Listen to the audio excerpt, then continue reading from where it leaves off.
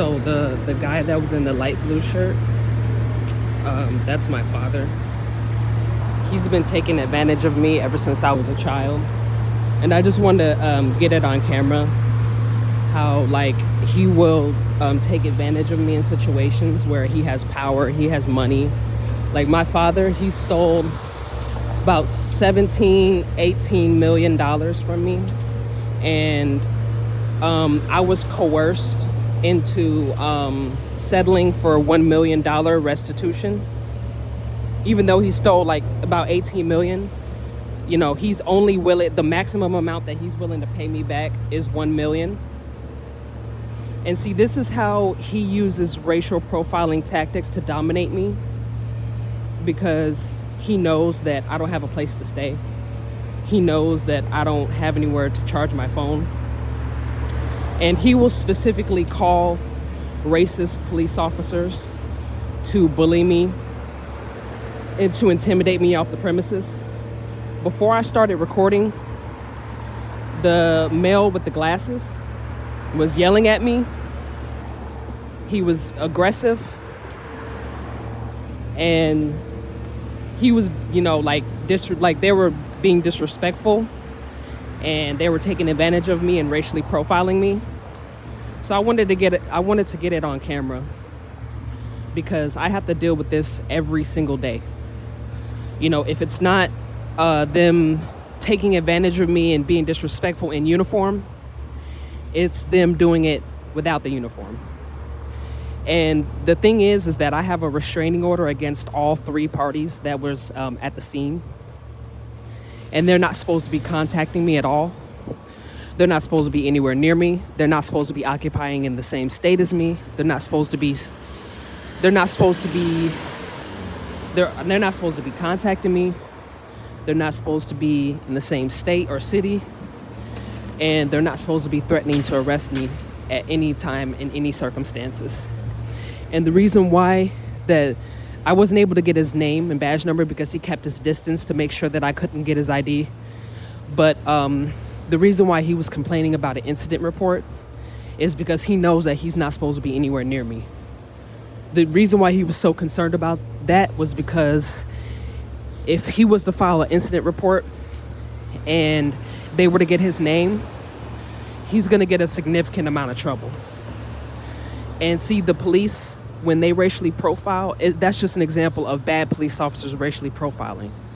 And see, if, like, say for instance, they felt like I was putting up a fight, and they felt like,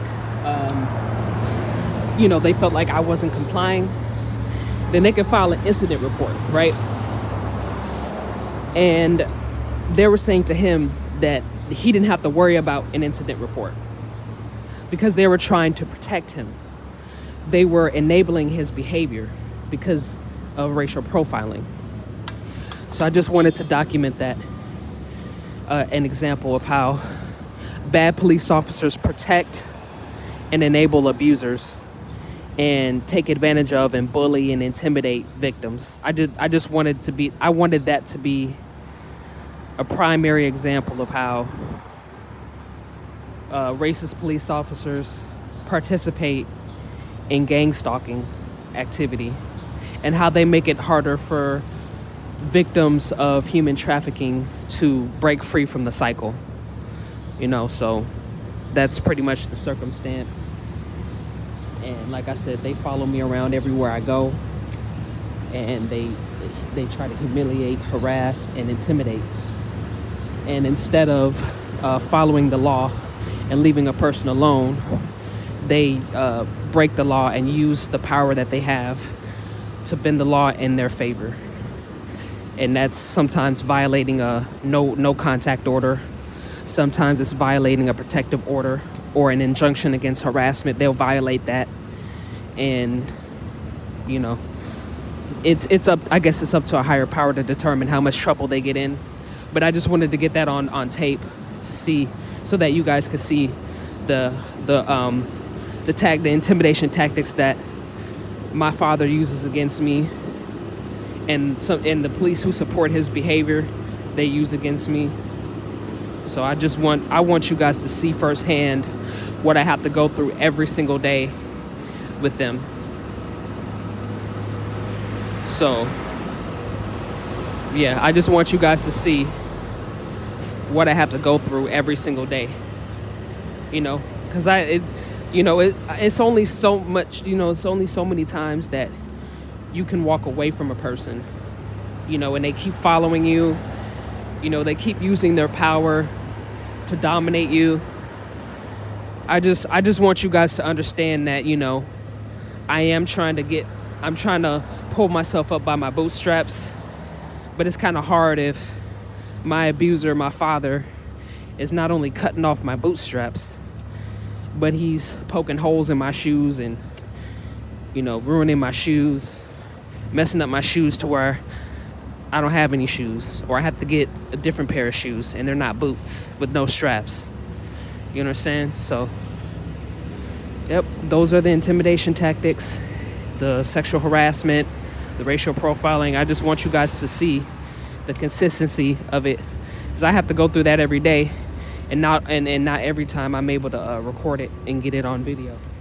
So I want y'all to see firsthand the type of harassment that I have to go through, because these people, like the people that are supporting my father, they're participating in the gang stalking, and they refuse to leave me alone. I've moved how many times in my life, and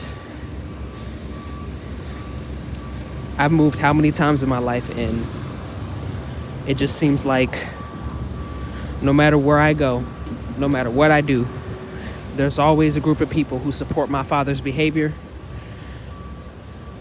and they participate in the fuckery. And it's no way to really avoid that.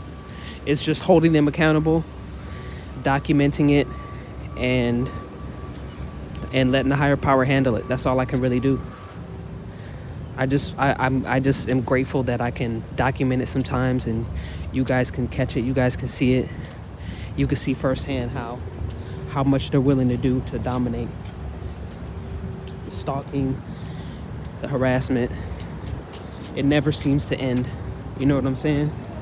So I just want y'all to see how tough it is to rise above that level of oppression when it's 24/7 consistency.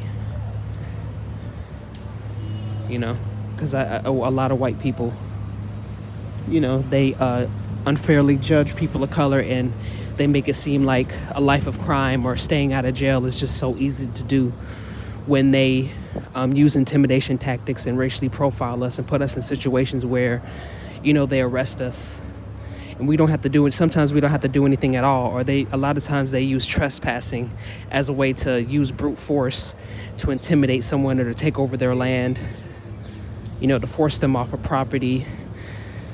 And they're not supposed to be using excessive force like that, but a lot of times they do. And they just keep doing it. I mean, it just seems like no matter how much distance I keep from them, they just keep coming around and causing problems and trying to dominate and being disrespectful and threatening to arrest me. And like I said, they're violating the no contact order. They're not supposed to be contacting me at all. The three of them, the three people that were there on the scene, were not supposed to be. So imagine how much trouble they can get in by finding out where I live, right? Because they're asking for my name. They're asking for my date of birth. And they're asking for my address. And they're asking for my ID, right? So I'm being put in a situation to where people who are not supposed to be around me because I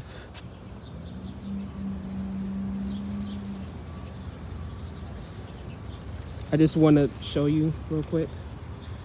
A bird just pooped in my hand. And there's no bird. I don't see any bird up here, but somehow bird poop just landed in my hand.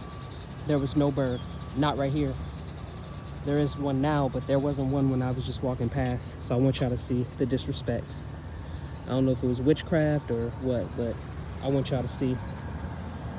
This is what I have to wake up in the morning to, bird poop. On my hand, on my jacket, on my backpack.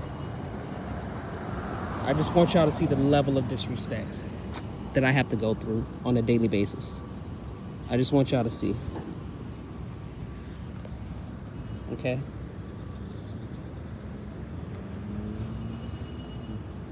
That was very disrespectful. So the officer's name, one of the officers' name was Ivy, and the other officer's name was Lou. And I got their badge numbers, so I'll be putting that in the link in the description below when I post the video. I'll be putting their names and their badge numbers in there.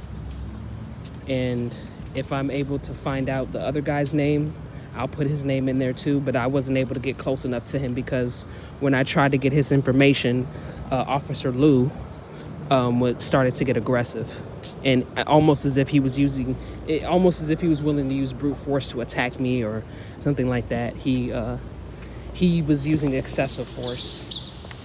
So I just want you guys to know the intimidation tactics that I have to go through with racial profiling, gang stalking, and